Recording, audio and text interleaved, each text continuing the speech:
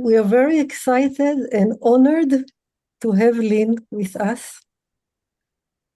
And Lynn is I want to say, I don't want to give titles. I want to say she's a very special friend. She's a very unique thinker. She's a long time focusing. I don't know why would you say, Lynn? Psychotherapy, psychoanalysis, both of them. She knew Gendlin for many years. And when we thought in who would be the right person that you can meet in where you are now, we thought of inviting Lynn. Does someone need translation? Great. And so what we thought that we wanted to start by asking Lynn several questions to hear from her directly, and then she will lead some session for about an hour. Okay? You want to add something, Baruch? You want to ask something, or I'll start? Let's see. You can start. I'm very happy, Lynn, that you are with us. I'm very happy to be here. I've been very excited about meeting you and making this link between focusing oriented therapy world and help the helpers and all of that and what you're doing, which is so interesting and magnificent and that I'm learning about. So I might have a little bit of a different slant on things, and maybe that will be an interesting conversation. Okay. So we thought of asking you, you made focusing from an early age, and you've been with this world many years. So can you just, first of all, can you share with us how your perception and understanding of the focusing process changed during all those years? I mean, how you perceive it after all this time? That's such an interesting question. I think many of you know what, maybe you don't, actually. I met Eugene Gendlin by total accident. I saw a flyer and I was moving and I had boxes all over, and I just had this knowing, this feeling that I had to go to this workshop he was doing. And I didn't know who he was. And when I went to the workshop, Gene was just listening to each person in a circle. And then he was asking them to listen to each other. And there was something about the way he was listening that took people from a very, very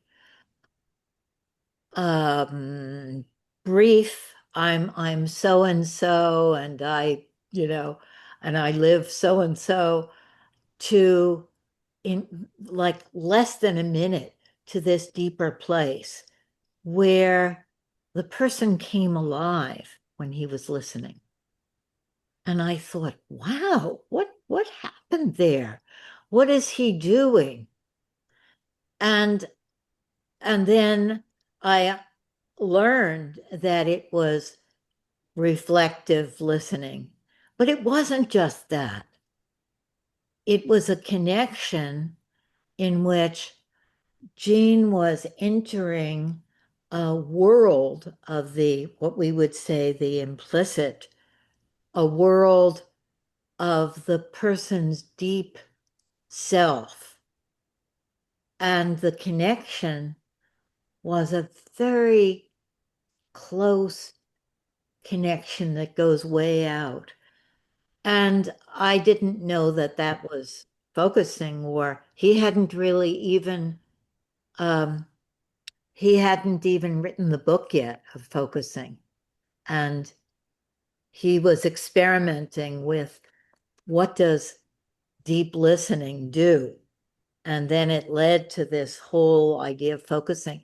So when I met him, I went into therapy with him for a year when he was in New York, and I did a training with him, and then we became more colleagues later on.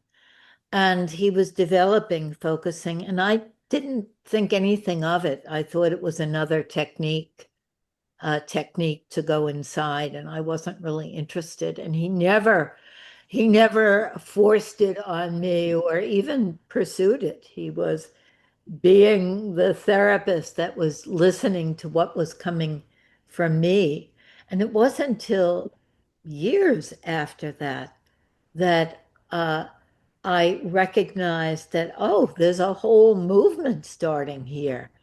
And I asked Gene about it, and he said, oh, well, it's what we've been doing. And it fit very much with my evolving as a therapist. But then through the years, I've recognized that it's a bigger, broader, deeper kind of experience than would be contained in therapy. So I never liked the 6 steps of focusing. I never liked sort of the rituals of it. And then when I saw this big, big thing that it represents, then I loved it. And the last years of my life, I've been so interested in what do we do with this philosophy? Where can it go? What does it show us? Is that the kind of Yes, thing? yes. And maybe you Yeah. can say a little bit about what is the broader thing that you understood focusing is? Okay, well, I left my water in the other room. I'm just going to get it, and we could take a couple of breaths while I'm getting my water. זה מוקלט? כן.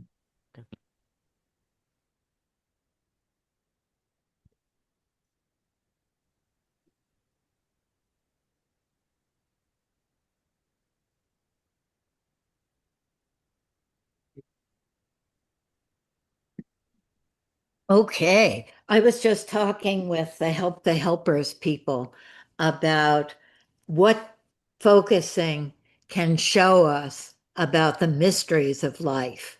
So that's where I'm going to enter. I started thinking about that very carefully when I was struck by Gene's paper, Fitting In, Pouring Out, and Relating. Do you know that paper? Raise your hands if you do. Well, we will forward them now. Now we will forward them. There's a good Hebrew translation. Good.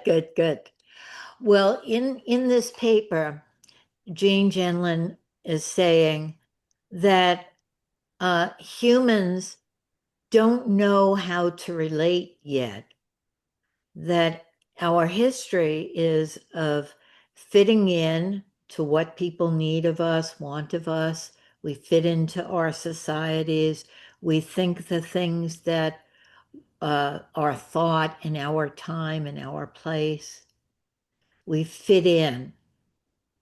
Or we pour out, and pouring out is like when you're sick and tired of just fitting into what everybody else wants and thinks, and then you say, no, blah, blah, blah, blah, but for me it's blah, blah, blah, blah, blah, and then you pour out, you get it off your chest, and you say the thing. Right? I see some big smiles.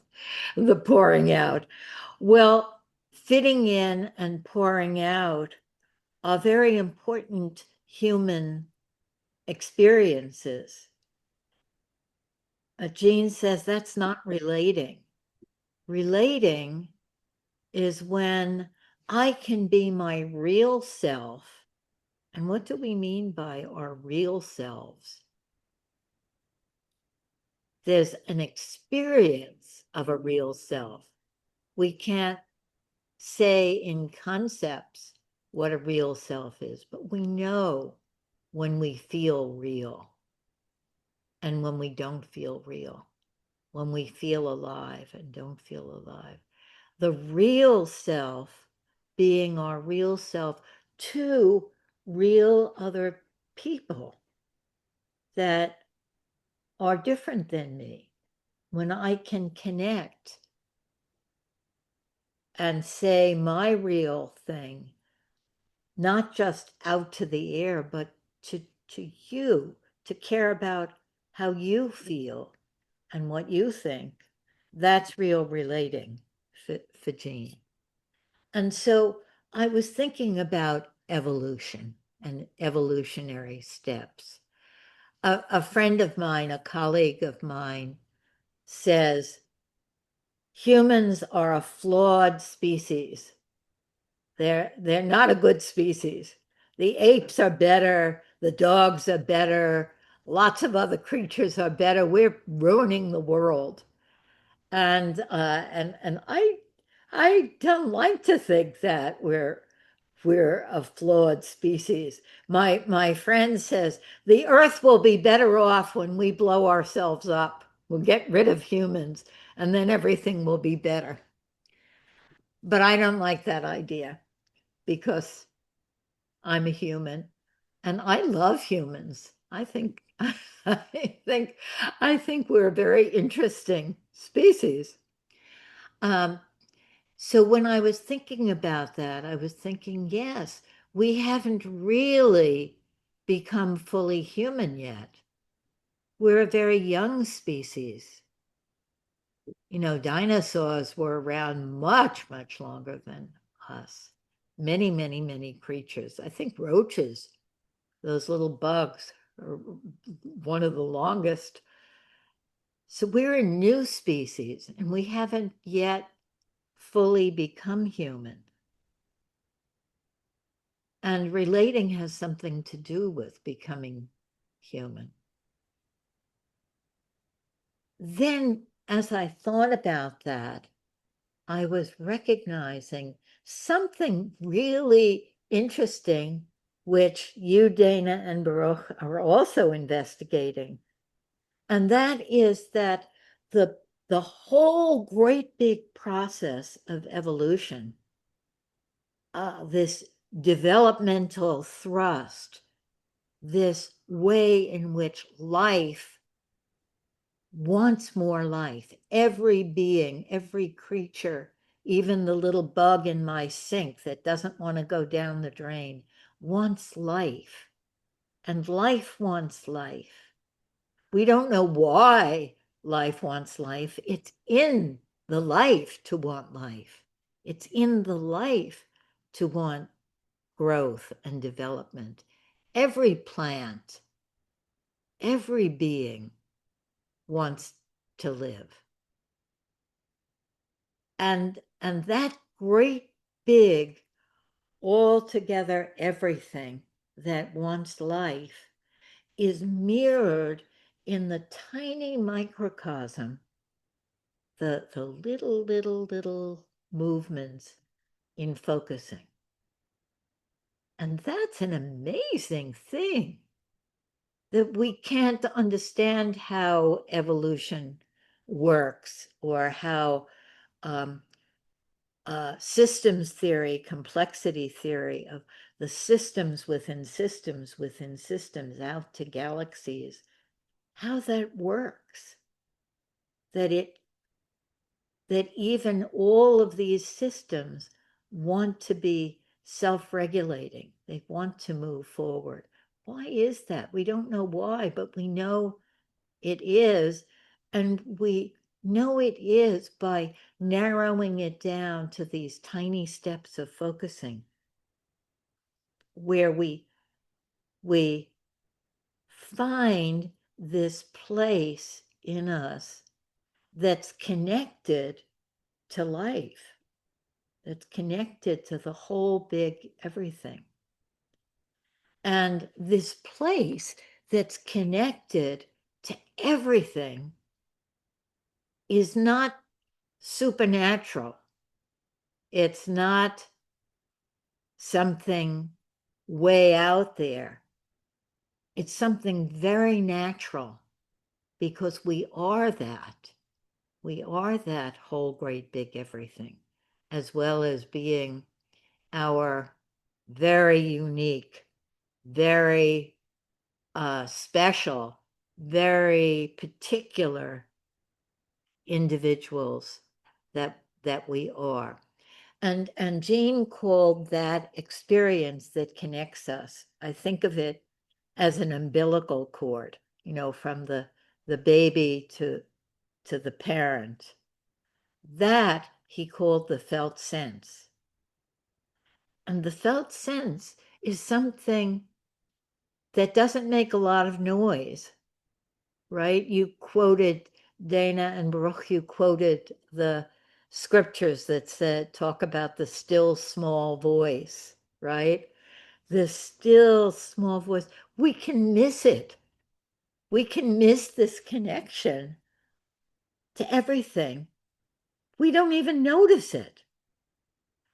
And what Jean did is he pointed it out, and he said, this thing that you don't even notice, this connects us to the whole mystery of life.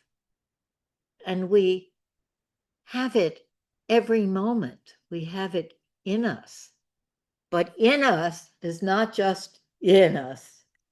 It's not just there, but it's an interaction with everything. That's what we are, is this interaction with everything that moves forward organically. And the steps of focusing, of finding that special sense that connects us, that is linked to the whole great big everything. I thought I would show you just a minute of a demonstration of Jean. And this demonstration happened here. I don't know if you could, that chair over there, Jean was sitting. I still remember that. In 2013, and he was telling us about the theory of therapy.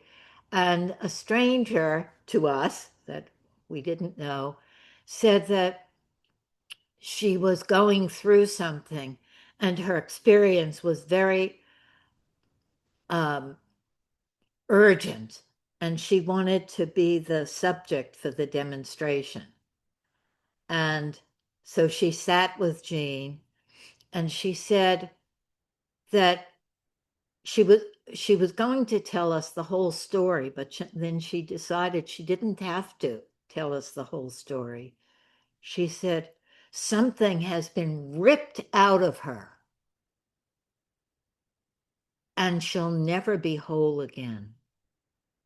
It left her hollow inside. And there was nothing she could do. It would never be whole again. It would never be fixed. And she ran around looking for ways of helping herself, but nothing could help. So that's a pretty heavy demonstration when you're doing a little demonstration for a workshop, right? What are you going to do with that? Say, oh, you'll meet somebody new. Oh, I'm so sorry this happened to you. What are we going to say, right? What Jean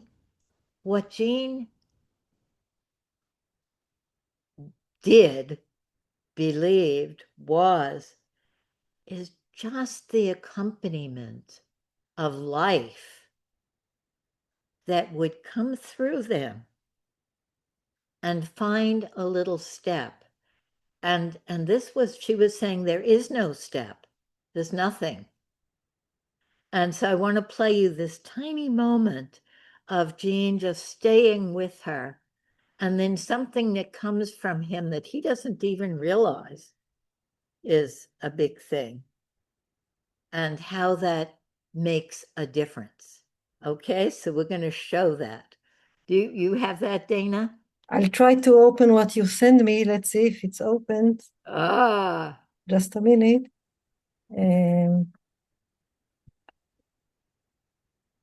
Maybe I want to a little to reflect part of the things, Yes, Lynn, yes. that you said. Thank you. Thank you.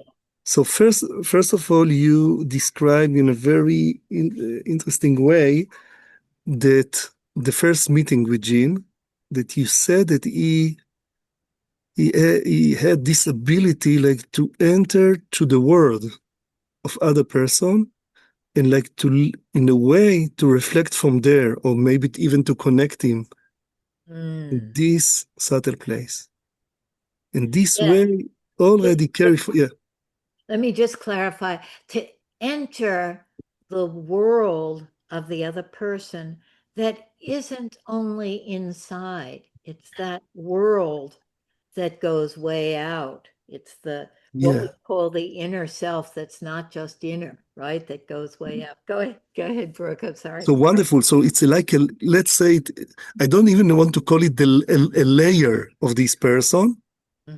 Even it's not a layer, but it is something like the root of this layer of every person that connect us in with the bigger system or with life and with the place that all the time look for the way to carry forward life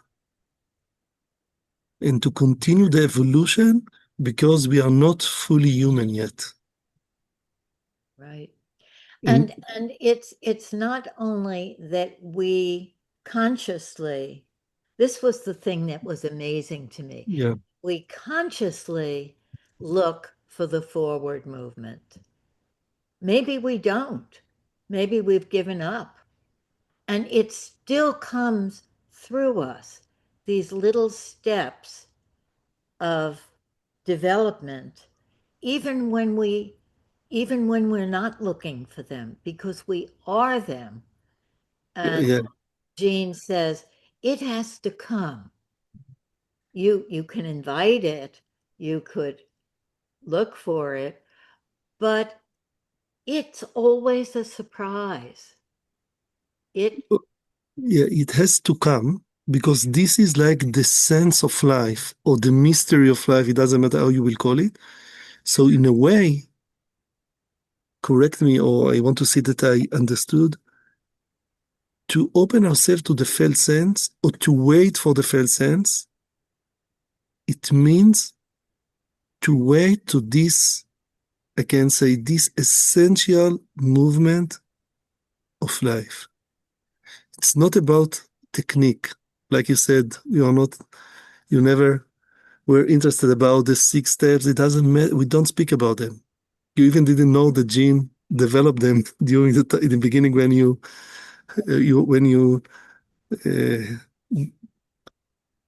was the partner with him. But here, this is the mystery sense of life. We have to wait till it will come. It is not the mystery of the topic. It's not the mystery of the situation. It is the mystery of life. And you said it, it's very natural. Yes, very natural. And you were surprised to see that it's very natural. It's not supernatural. Yes. I think all of us have asked in our lives, maybe when we were children, we might even remember when we first asked the big questions, and then through our lives, what is life about? What is the meaning of life? What are we here for? Where are we going? What is this about? And we ask those big questions, and then sometimes we try to answer the questions with our logical thinking. and Yeah. it doesn't go that way. Yeah. We can't say logically what is the meaning of life, but Gene is showing us we can't say the why, but we can experience the microcosm, the little bit of how it is in us because we are it. Wonderful.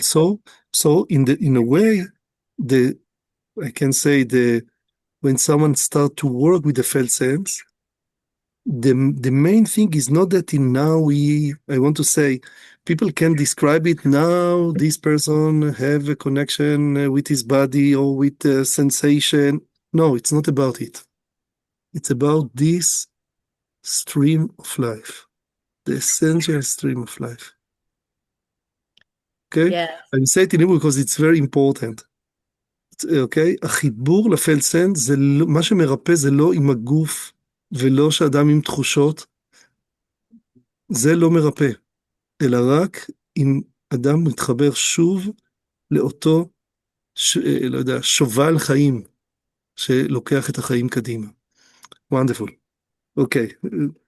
I love to hear that Hebrew. It's so beautiful. Okay, do we have that video? I have the video. I don't know if we hear it. I cannot, but let's see if maybe we'll hear it. There is a button that says, there's a button that says share sound. Yeah, tell me if you hear something. Okay. You don't hear, right? Because I don't hear either. It's like recording, it has no voice. Do you have the link to where זה ביוטיוב, הסרטון הזה. the YouTube? I open it because I tried to before I didn't hear a voice. There. Do you want to share it, or you can share screen if you have it.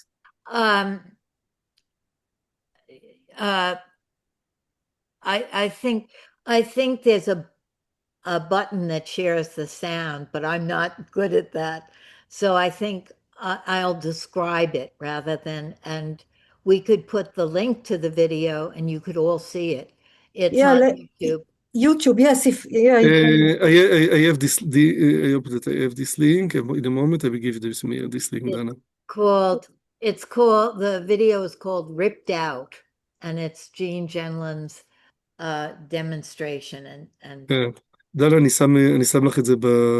Okay, I can open it now if you want. And is it on a specific time? Yes, it's at the end. We'll go all the way to the end. Let's see. שמתי לך בצ'אט. We're working. Okay. So now I'll open it and you tell me where to go. Okay.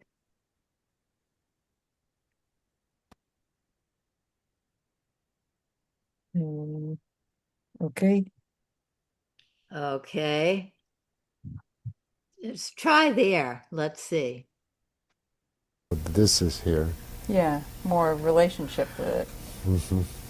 Like you're willing to let it breathe or be or listen to it or care about it or something like that. Yeah. Go back a little Please. bit. Okay, let's see there.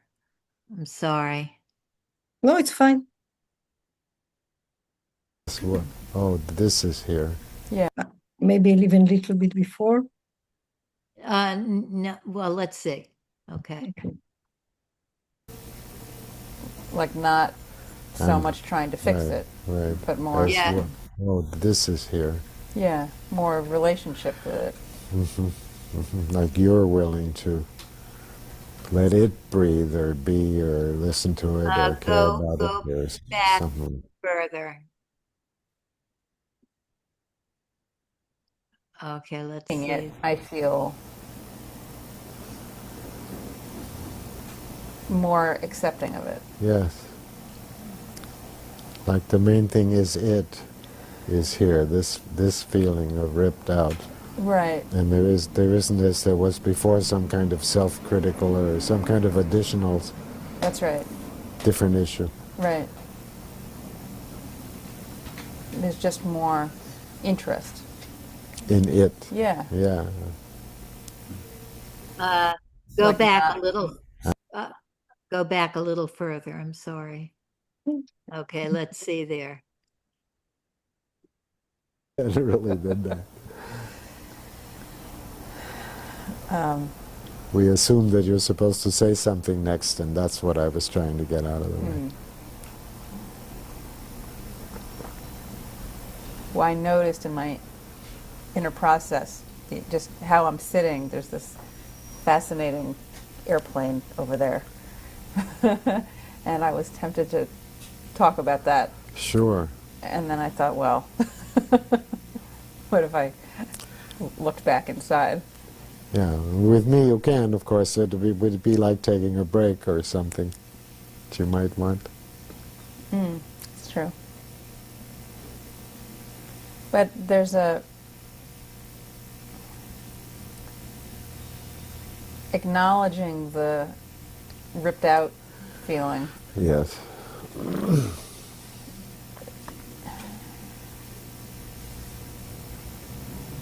It's interesting because earlier I was feeling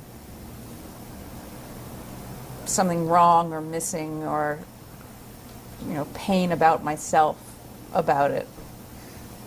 And in speaking it, I feel more accepting of it. Yes. Like the main thing is here, this feeling of ripped out. Right. And there isn't this, there was before some kind of self-critical or some kind of additional That's right. different issue. Right. There's just more interest. In it. Yeah. Yeah. Like not so And- much trying to fix right, it, right. but more, As well. Oh, this is here. yeah, more relationship with it. Like you're willing to let it breathe or be or listen to it or care about it or something like that. Yeah, that's right. That place. Not where.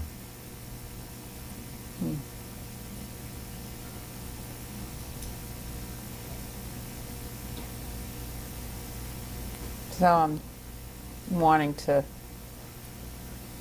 see if it has something to say to me. Yes, okay, that's nice. You're giving it room in case it wants to say something to you. Yes. Of course, it's saying something along the lines of help. Yes, okay. So it is very much saying, and allow that through if you can, it's very much saying, I need help, help, help. I notice when you say allow it through, because Yeah. I'm fairly comfortable with crying, actually. Oh, good. That I start to think about the fact that I'm I crying. don't have to say it anymore. Right. Shut up. Absolutely. Absolutely. I love clear instructions.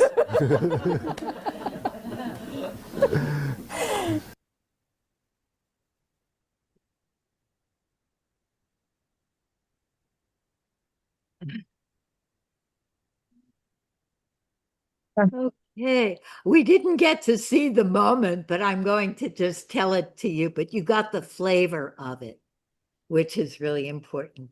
The moment I wanted you to see was where she's saying, nothing can help.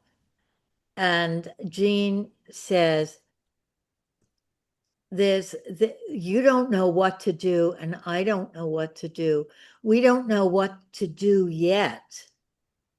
And there's a kind of waiting. And she says, what did you say? And he says, we don't know what to do. And she says, that's a different one for me. We. And her whole face lights up. Jean doesn't even know what he said because it was just part of his being with her. But the whole thing had moved a step.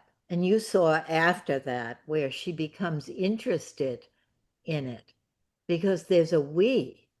She's not alone and she's not crowded, as she says to him. And that little step that comes that you couldn't predict, you wouldn't say, oh, well, let's bring in the word we, is the little step that just comes there. And in a way, I might think of this macrocosm of here we are as humans in this world that seems to be ripped out and hollow, and we don't know what to do.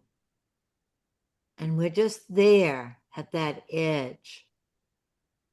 And then the universe says, oh, there's a we. There's a we. You're not alone, and you're not crowded. You have your individuality, and there's a we. And there's a little step there in the feeling of the we. And for me, there's this mirroring of the big picture and the tiny little picture. And it comes, and we have to recognize it. That's more than that we have to will it, that we have to make it. We have to recognize, oh, there was some life there. Oh, wow, you could feel it in your body. Oh, what does that mean? So to me, that is the connection between the big picture, the big mysteries of life, and the tiny little moment of experience. I just want to ask you that to recognize it sounds very simple. But where do you listen from that you can recognize those little movements that mirror the big movement of life? What do you listen to for, or where do you listening from? Yeah, that's a big question. And focusing gives us something about that, right? Not something so much conceptual, although it's like we listen to something that comes alive in us. Something pokes its head up. Oh, on something unexpected. And we're listening at that edge, right? That edge of what we know and what we don't know. It's like standing right at the boundary of the known and the unknown, of the local and the cosmic. It's right there. And Jean calls that the edge of awareness. It's right to where we can't think anymore about it. When Jean was a philosophy student as a young kid, and they said to him, what philosophers do you want to study? And Jean said, it's not that I want to study the philosophers, Hegel, all of the old philosophers, but I want to study where they go to find their wisdom. I want to go to the edge of thinking, where they go, and then it comes to them. And that's what focusing is, right? It's that finding that edge that we can't think further from, and then it will come. Does that speak to that question, Dana? Yes, sure, but I see, Baruch, you wanted to No, say because Yes, please. in many ways it continues the conversation, our last conversation that we had, that what you said, what you say now, is that the main thing is to arrive what is you.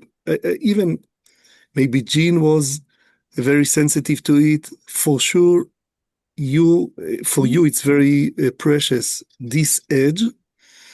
And if I understand, in a way you are looking for this place, or you are waiting that this place will arrive or will appear.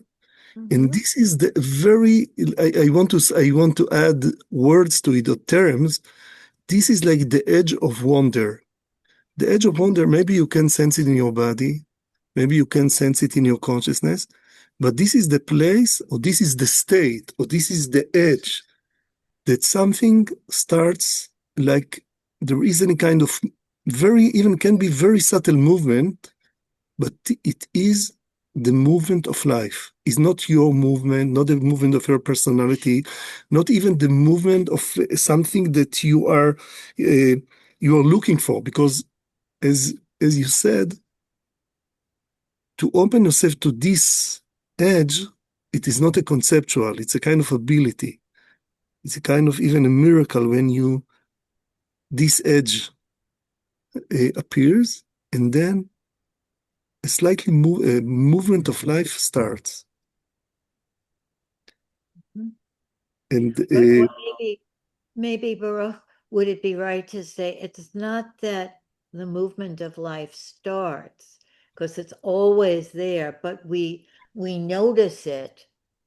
And I think what I said last time when we were talking is that for me, I have to be touched, and it's like life touches me, and it's a gift in a way. It isn't something I can produce. Say more about it. First of all, I want to mark it. This is the movement that life touches you. Yes, yes. And can you say more about it? When you say life touches me, what do you mean, and what happens there, that this is the sense that you have? I would love to ask everybody that, but I'll answer it first. But I would love to hear what other people say. That moment when you are in focusing, where you said what you want to say and you finish saying it, and then there's a pause, and then something comes that you feel in your body and energy, right? You feel touched, like when Jean said, "We don't know." The woman was touched by that. Oh, I never thought of that. It's like a waking up, but it can be very, very subtle. And in therapy, we help people notice it, because they might not even notice it. Oh, something just happened there, right? That your expression changed. Does that say? Yeah. But Dana, tell me, what do you think about it? Every person has his, I can say, even mystery. I want to say mystery link that even he doesn't know about it, but this is the very subtle way that it connects to life. When you speak, every time, when we meet and you speak about a felt sense, you speak about it in a different way. And it's something very precious for me to hear you, and I want to market it, to put a context. You are so sensitive to felt sense, it's not something that we open ourselves when we have a problem, or something that it's in addition to life. No. Felt sense, this is like the thread of life that you all the time, this is for you. When you sense it, it seems like that this is your connection to I don't know, to the larger system. I don't know, but it's a very unique way of sensing it. And I want, and for me, it's very important every time that you speak about it. Because it's not the way that usually people understand what it means, felt sense. For you, felt sense, it is this connection to this moment that it's mystery. It appears, you sense it maybe in your body, maybe you sense it, something surprise you, or this is the first step that connects you to life. Uh,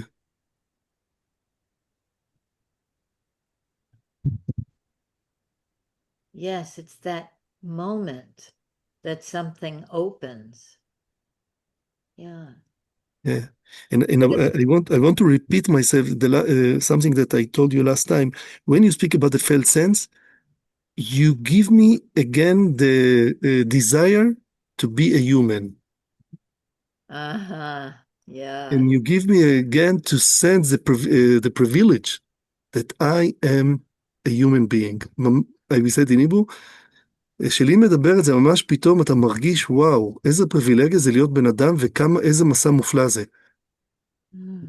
Because you, in your life, you all the time reveal, and you, like you said last time, it's like it calls to me, or it looks, something looks for me. Yes, yes, yes. Maybe you say a little bit about it, Lynn? This looks for me, this calls for me, this. Yes, yes. And I'm wondering if it's that way for all of you, that when you recognize the little step, when something opens, it feels like it's speaking to you, right? It's calling for you because you're connected to it. But it's almost like it's very personal. And that's where I think focusing helps us to experience the personalness of me individually, Lynn. I have a journey of, I have a connection to life. I have a relationship with life. And the feeling of being touched is the feeling of life wanting me. Life caring about me. I'm part of it. I'm part of this whole thing, and this world wouldn't be the same, if I had never been born. And that touches me. I can feel that. I'm curious about other people. Baruch, what about you? How is it for you? Do you How it feel works to that me. life wants you, that life is speaking to you? It's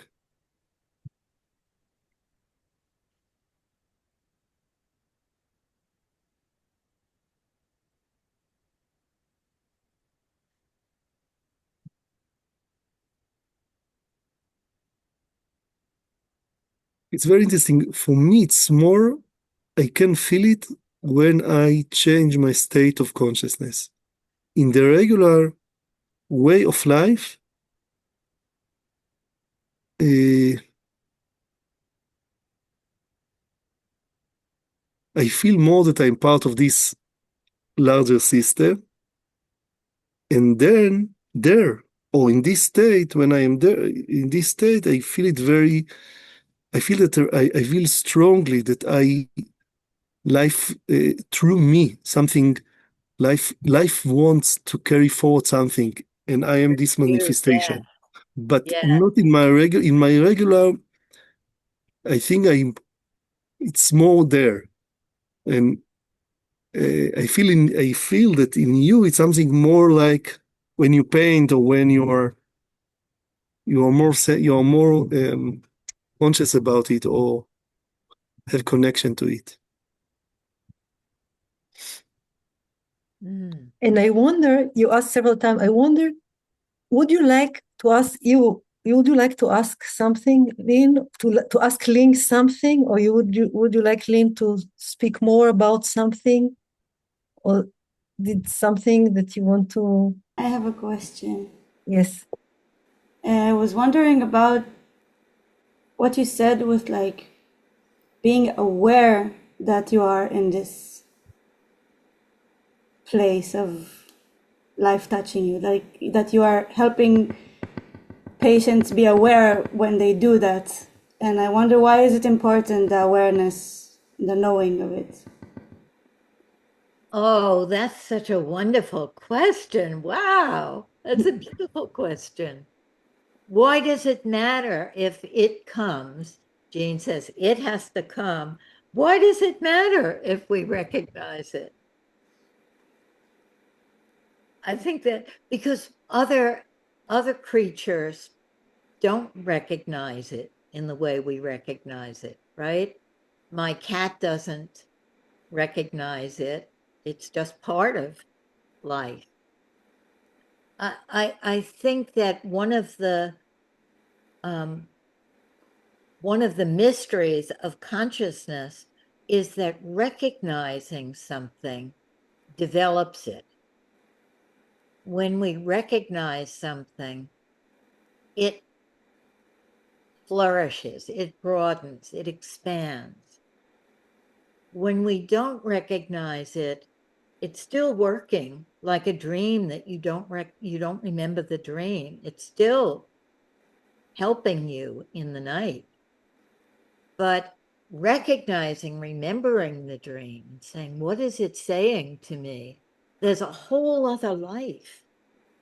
And we feel connected to the big system when we recognize it. And that's important, that we feel connected. That we feel connected. I think that we are as humans, we are pack animals. We are groups. We are families. This is our nature. And when we recognize the belonging, when we can relax in the belonging, we are this connection. It's a very different way of being alive. Can I ask you another question? Yes. I would like to hear from you. Sometime you told us about it, but if you want to continue to share, what did you learn from Gene as a person that maybe he himself could not say about himself? From how you knew him, and something, how you if you would have to describe him, but not in the way he would describe himself, because you learned from your close interaction, intimate interaction with him.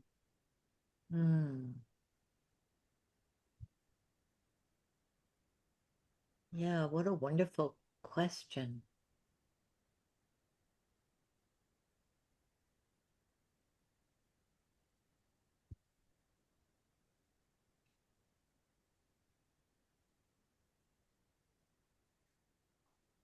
I think one thing that I learned was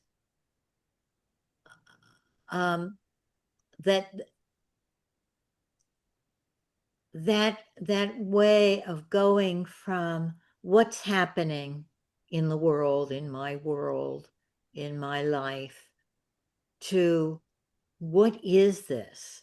What is this? That easy connection.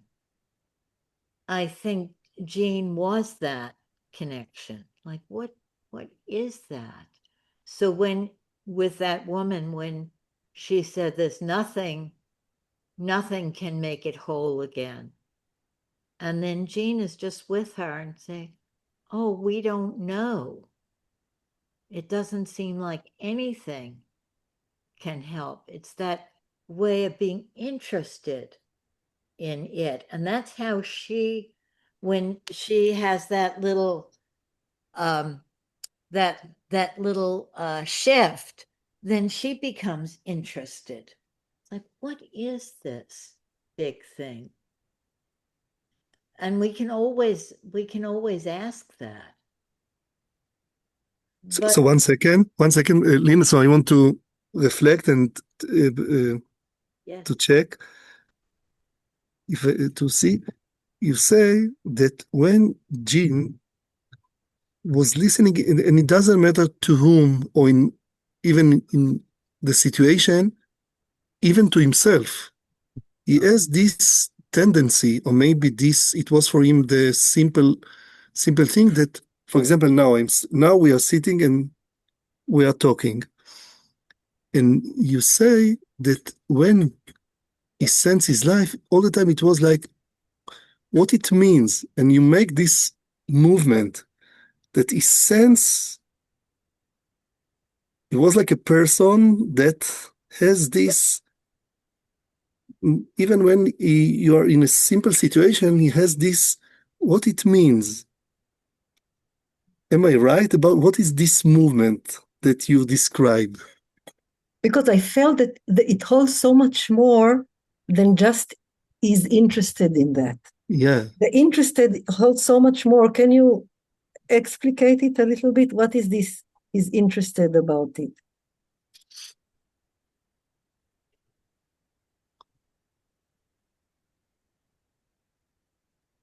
It's like, it's for me, and again, I'd be interested in how it is for other people. It's like tasting something that has a different taste, and it wakes up your taste buds, and you could feel as you are eating it or drinking it that it's good for you, that something is coming alive in you when you eat it or drink it. And it's So you're tasting something. You're tasting something. This is like I can say his position in life. You are tasting something. You are tasting something. right. And then something wakes you up. Yeah. But can I ask you something? When you said that you change your consciousness for that felt sense to come, for that shift to come, I wanted to know how you change your consciousness. Because maybe I do too, and Yeah. I don't notice that I'm doing that. So that's why I wanted to ask you. In a simple way, I don't think that I do something special. Usually, it's like I think most of the time my consciousness is in this state. I can say this is why it touches me what you describe now, because I see now a birds here. Okay, so I can sense through it I don't know, but it's like it's a kind of the.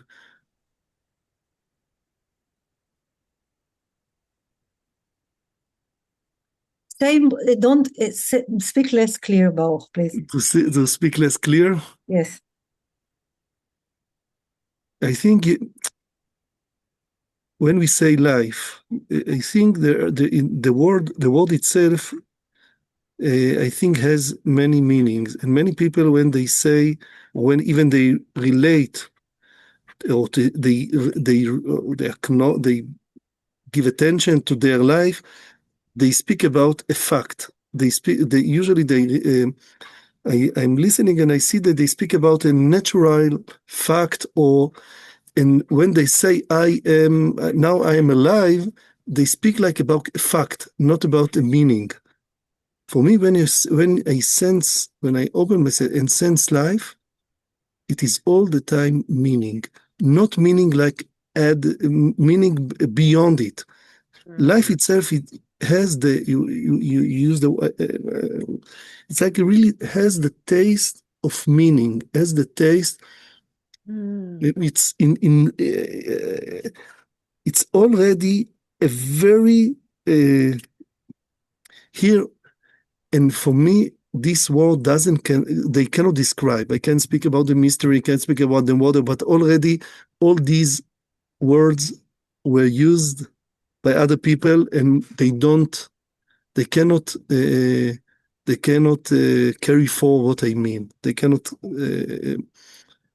But when you sense life, I can sense now my body. I can sense you. I can sense the conversation.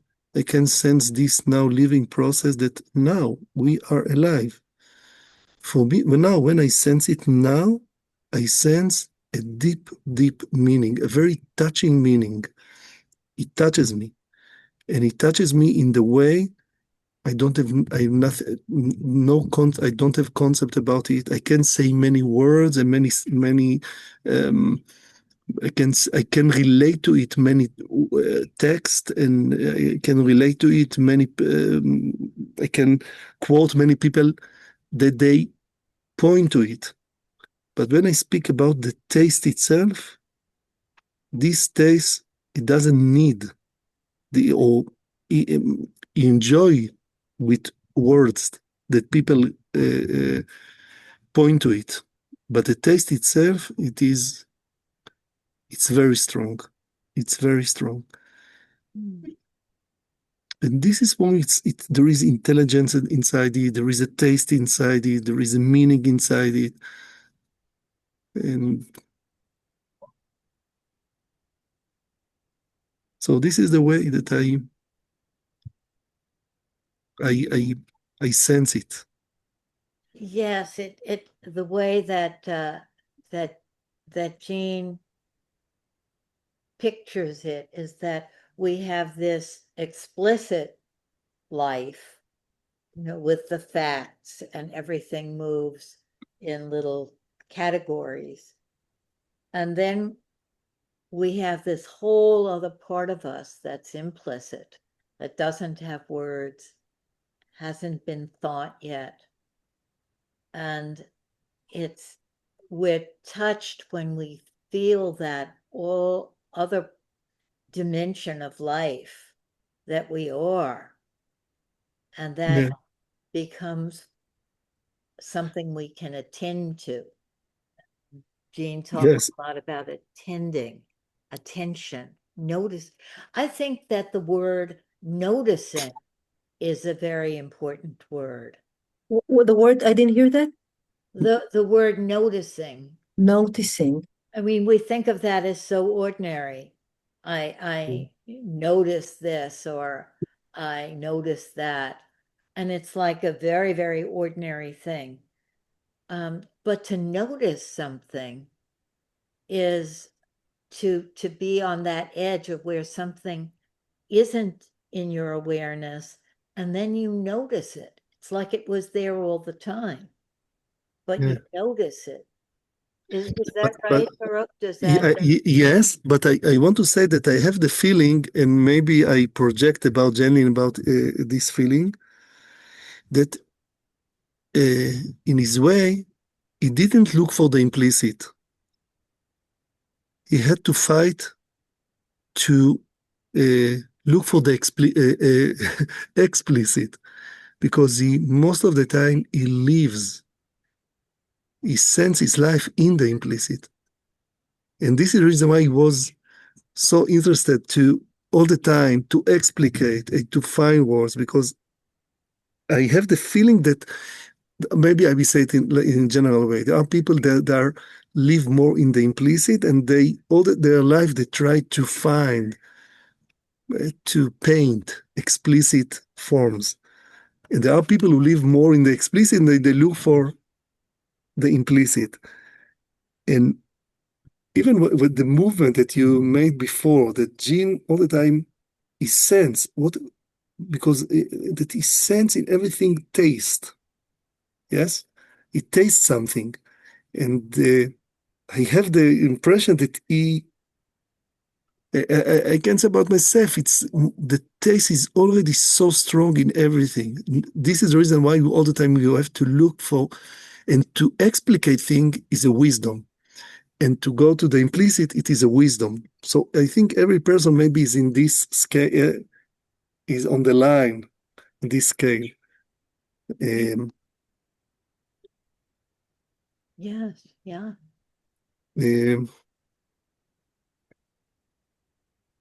It's like you told us, I don't know, that in the last 2 years of Gendlin, most of the time he was like in the depth. You told us that he has the prayer book near his bed. That is like he went there. He was there. Yes. I think he always did his whole life have the prayer Yeah. book by his bed, but I think the last few years of his life, he was sort of right there in this journey of what does it mean to be alive, and what does it mean when your life is over, and very much in communion with that place. Yeah. Yeah. Maybe I can change it. Maybe I can ask something from a different angle. It's okay? Sure. Because this kind of conversation, we could go with you forever, because it really, it's so subtle, and your perspective is so unique. And the people here are people that, like, now in a juncture, because they used to listen to each other, like focusing partnership, and now they're making, they're making a shift and starting to listen to someone who is new to focusing. Okay, now all your life, that's what you're doing. So I wonder, and you told us before a lot already. You told us that you're listening to this precious moment when you feel life like is appearing in a small step, and for you it's connected to the universe and etc. But maybe what would you have to tell them now? I mean, these people are just starting to accompany people with focusing. What would you like to tell them? What would you like to? Oh, I would like to tell you, if you're listening to people who don't know focusing, that they don't have to know focusing. It's the listener that is the focuser. It's you that knows focusing. And what Gene gave us as a guideline is listen for the fire engine words, right? The fire engine words. Do you know that No. that phrase? He says when you're looking out onto the street, there's a train that goes by, a bus, a car, people carrying their coffee in cardboard cups. I don't know if they do that in your town. And then a fire engine comes, and it's like, ah! And when you're listening, you listen to the fire engine words, which might not be the loudest words, but they're words that you feel go way out. So with that woman in the little video, when she says, it will never be whole again, Gene doesn't take that as a fact. He takes that as an experience and interested in that experience. I just want to mark it because it's so important. She's saying her life won't be full again, whole again. Okay? And there's so many responses that we're taught to give to this kind of statement. And in a way, it's entrapped us because we are conditioned to give many kind of responses to this. And you said, Gendlin doesn't take it as a fact. He take it as an experience that she's now living through, and he's interested in that, in tasting that, not the content, but the process she's going through. So I said I will reflect it in Hebrew. הדבר החשוב שג'נין לא מתייחס לזה כעובדה. יכולנו להתייחס לזה כעובדה, שאדם אומר משהו בי כרגע כך וכך.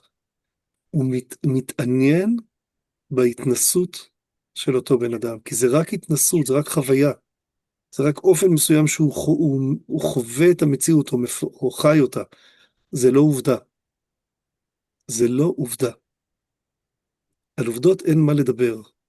על התנסות אפשר to taste, אפשר לטעום אותה ולפתוח אותה. Yeah. Yes, and I'm afraid I have to go, but I've very much enjoyed being with you.